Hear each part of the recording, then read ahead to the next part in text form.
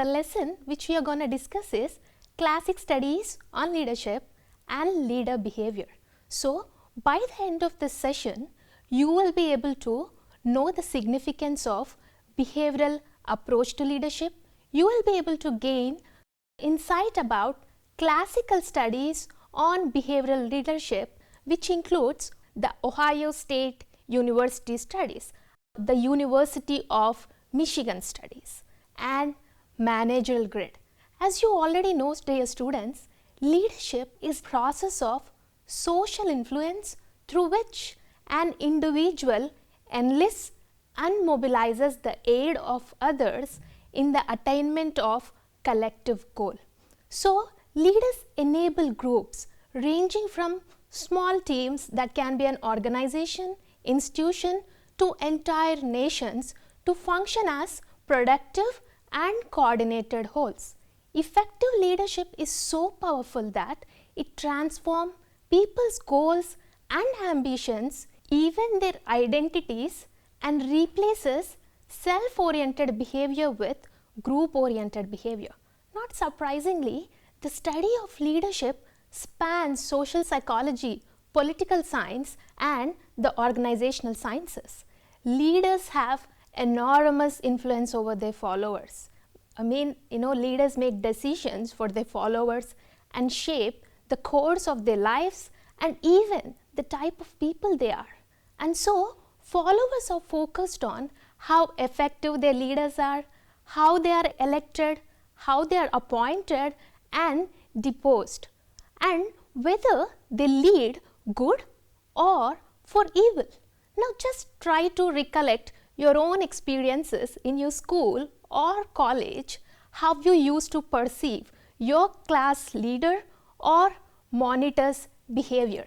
So, if your class leader is, he is very biased and he carries every information to your lecturer or teacher, you would perceive him differently. Rather, if your leader is very supportive to you, he coordinates you, he is a multi-talented, then your perception about the leader would change.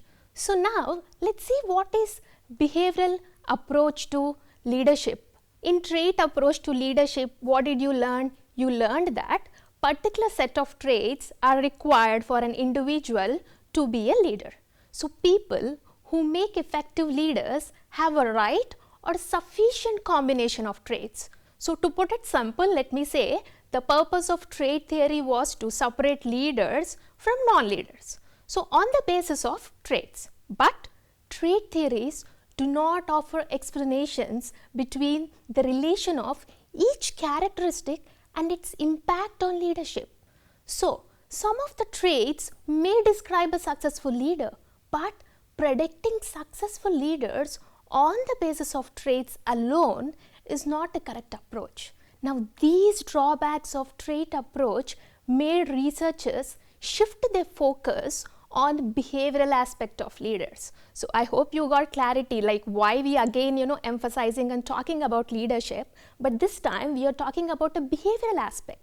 Now, this shift in emphasis began to focus attention on actual behavior and actions of leaders as against personal qualities or traits of leaders. So, behavioral theories of leadership are based on belief that great leaders are made, not born. So, the trait approach can help you pick out a leader or predict that an individual might step up to become a leader, whereas the behavioral approach suggests that leaders can be trained, which means you out there, if we have experience, we can be trained as a leaders. Whereas a trait, if we don't have those trait qualities, we are not eligible to become a leader. So that's the difference. So before knowing about classic studies on leadership and leader behavior, let me first, make you understand the concept of leader behavior. So we can define leader behavior as the process by which a person can guide, direct and influence the work of others to meet specific goals. So which means the act, the process of a leader, act is more important in behavioral aspect. Leadership behaviors are essential to increase productivity of a team, retain employees, and nurture future leaders within the organization. So, as we are clear with the definition of what is leader behavior, now let's start discussing the classic studies on leader behavior. So, over the years, there have been multiple research studies in leadership behavior conducted by different institutes. But now we are going to discuss 3 studies, namely Ohio studies, Michigan studies, and managerial grid.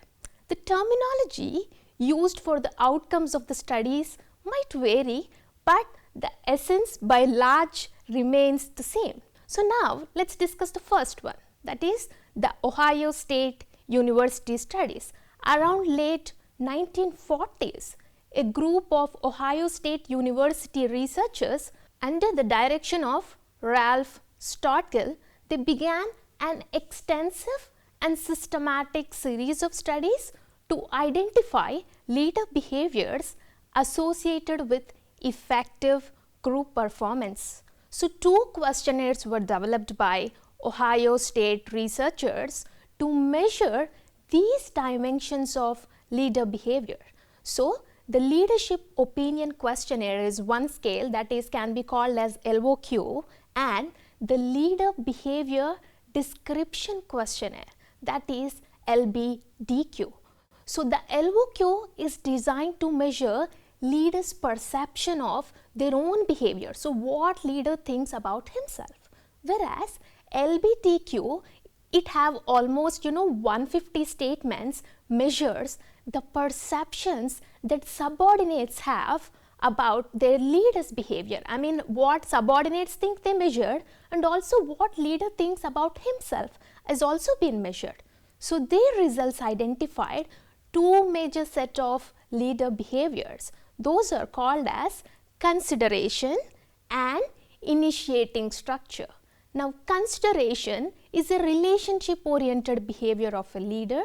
Now, consideration behaviors are those where leader shows concern for the feelings, attitudes, needs, and input of followers. Consideration behaviors also include being supportive and friendly, representing people's interests, communicating openly with group members, recognizing them, and respecting their ideas. The considerate leaders are concerned and they are with the followers' job satisfaction and with developing good interpersonal relationships with and among the members of a work group. Whereas initiating structure involves task-oriented leaders' behavior. These leaders focus more on the work. So initiation structure includes leader behaviors that define, organize, or structure work situation. So initiating behavior consists of scheduling work, deciding what to be done, how to be done, and when to do it, providing direction to organizational members, planning, coordinating, problem solving, and maintaining standards of performance, and encouraging the use of uniform procedures. So if you see, the Ohio State researchers concluded that these 2 leadership behavior dimensions, that is, initiating structure and consideration, were not opposite ends of a continuum. They were independent of each other. In other words, both were independently related to effective leadership. So now, if you can see this image, what they are 2 dimensions. So one side you can see initiating structure, the other side you can see consideration. So you can make it a combination. I mean, some leaders can be high on both dimensions, some leaders can be low on the both, or initiating structure can be high whereas consideration can be low, or it can be vice versa, that is, consideration will be high but initiating structure might be low. Now, extensive research showed that leaders who rated high in both initiating structure and consideration, that is a high, were more likely to achieve high employee performance and satisfaction more frequently than those that scored high in only one of the two categories or low in both categories. So what is the finding of this study? This study says an effective leader is who have both dimensions high. Okay. Now let's go to the second study, that is the University of Michigan studies. At about the same time, that the Ohio studies were underway, researchers at the University of Michigan also began to investigate leader behaviors. As at Ohio State, again, the Michigan researchers attempted to identify behavioral elements that differentiated effective from ineffective leaders. So, the University of Michigan team also came up with two dimensions, job-oriented and employee-oriented leader behaviors. So, you can call it as job-oriented or job-centered or production-centered. Okay? So, job-oriented leaders tend to place a strong emphasis on getting the work done than on the welfare and motivation of employees. So, such behaviors are devoted to supervisory functions such as planning, scheduling, coordinating work activities and providing the resources needed for task performances, whereas employee-oriented leader behaviors are those who place strong emphasis on the welfare and motivation of subordinates. So, these leaders take personal interest in the need of employees and embraced individual differences among the members. So, the Michigan studies reported that leaders who were employee focused and determined to build strong relationship with followers were most likely to achieve high level of performance satisfaction. Okay? So, if you can see this image, have you found the difference between Ohio studies image and this? There are two dimensions, but they are not independent like in Ohio studies. If you can see, it's a line. One side you can see job centered, the other side you can see employee centered, which means these are the two dimensions of the same continuum. So, that is a major difference between Michigan studies and Ohio studies. These dimensions of behaviors, of course, correspondingly close to the dimensions of initiating structure and consideration. So, the similarity of the findings from two independent groups of researchers added to their credibility. So, this is all about Michigan study. So, now let's go to managerial grit. Robert Blake and Jane Moulton in 1960s proposed a graphic portrayal of leadership styles through a managerial grid. The grid depicted two dimensions of leader behavior. One is concern for people, that is accommodating people's need and giving them priority. Okay? And the second one is concern for production, that is keeping tight schedules, progressing on the work. With each dimension, they range from low, that is 1, to high, that is 9. That in one dimension, it ranges from 1 to 9. Whereas in other dimension also, it ranges from 1 to 9, which means 9 into 9, it creates 81 different positions in which the leader style may fall. But overall, these 81 cells can be classified or clustered into 5 quadrants. So, the 5 resulting leadership styles, the first number indicates x-axis, the second number indicates y-axis. So, if you see the first one, what is saying? It is saying impoverished management. The score is 1, 1, which means the leader scores on both dimensions, that is on people related aspect and job related aspect, they scored 1, 1 only. So, managers with this approach are low on both the dimensions and exercise minimum effort to get the work done from subordinates. The leader has low concern for employee satisfaction and work deadlines, and as a result, what can be happen? Obviously, we can guess there will be a disharmony and disorganization prevail within the organization. They exert minimum effort to get required work done and to maintain interpersonal relationship.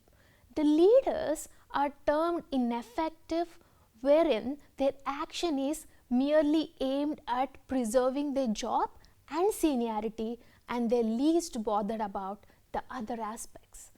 The second one is task management. Here you can see the score of a manager is 9 and 1. So 9 is on x-axis, that is work related. So these managers are high at work related aspects, whereas the y-axis score is 1, which means they concern low for their employees. And this management style is also called dictatorial or perish style. Here, leaders are more concerned about production and have less concern for people.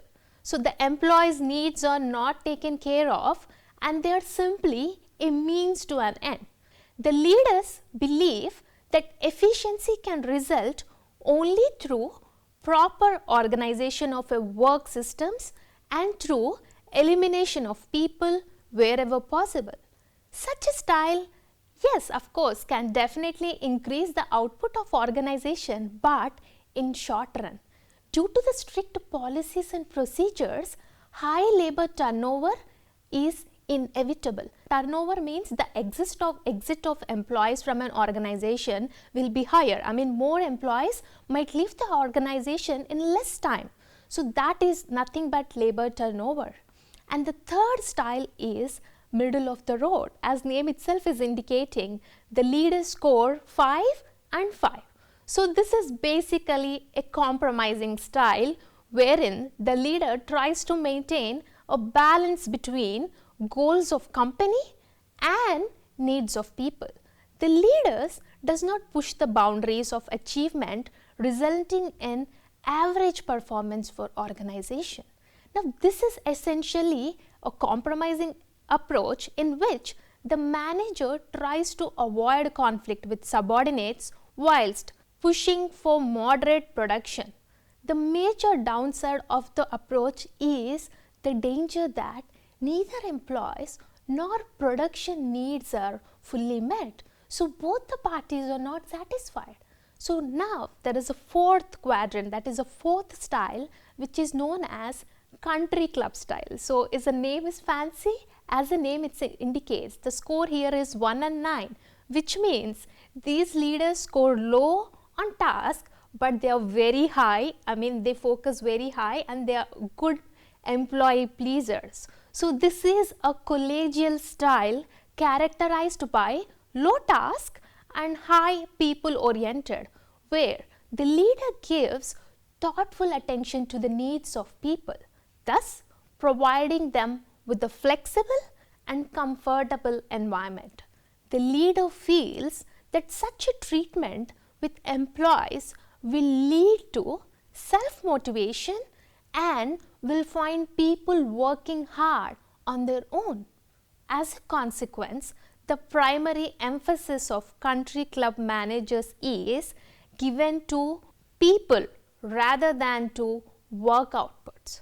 The resulting working atmosphere is therefore usually quite friendly and easygoing.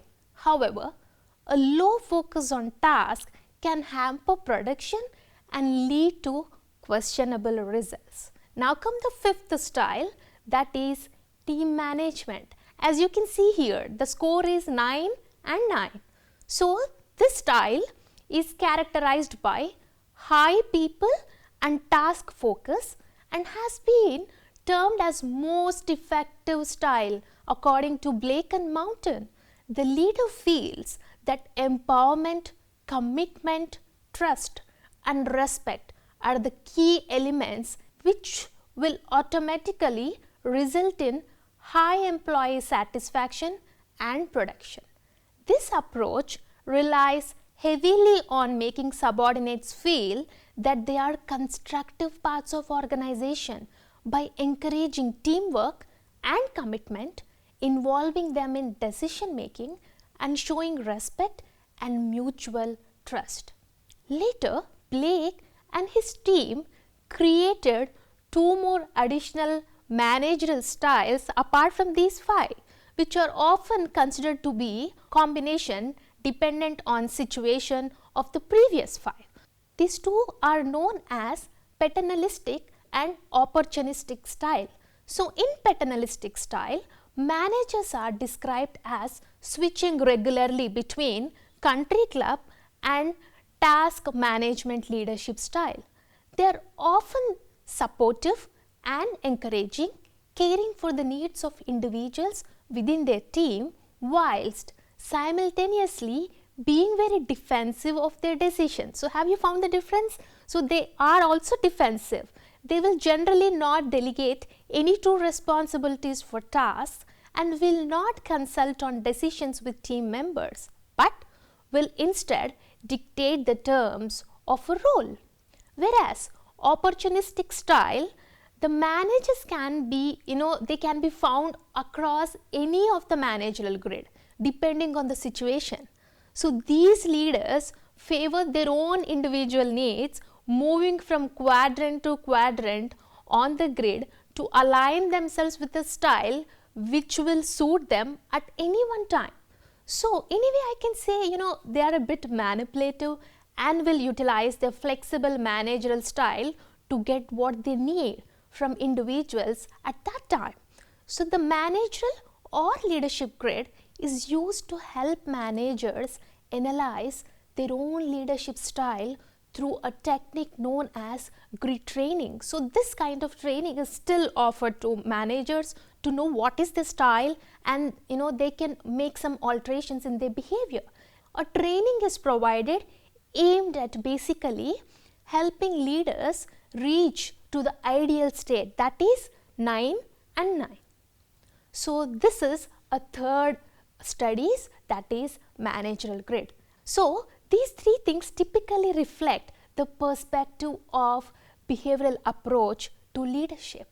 As everything have pros and cons, so let's see what is the criticisms of behavioral approach. This approach does not take into consideration the situational variables.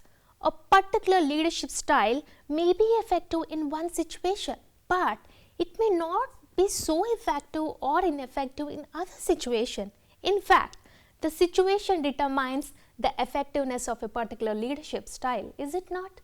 And this approach also do not consider the time factor. A particular behavior or action of the leader may be effective at one point of a time, while the same may be ineffective at other point of time. Well, these drawbacks in behavioral approach to leadership led to the development of contingency, or we can say situational models of leadership that examine the interaction between leader behavior and styles and variables in the situation that facilitate effective leadership. Let's conclude this session with a brief summary of what we have learned till now. We discussed how the drawbacks in trait approach of leadership paved path to the development of behavioral approach to the leadership, and then as a part of a behavioral leadership, we discussed 3 major studies. One is Ohio studies, which came up with the 2 dimensions, that is consideration and initiating structure. Then we discussed about Michigan studies. It also have 2 dimensions, that is employee centered and job centered.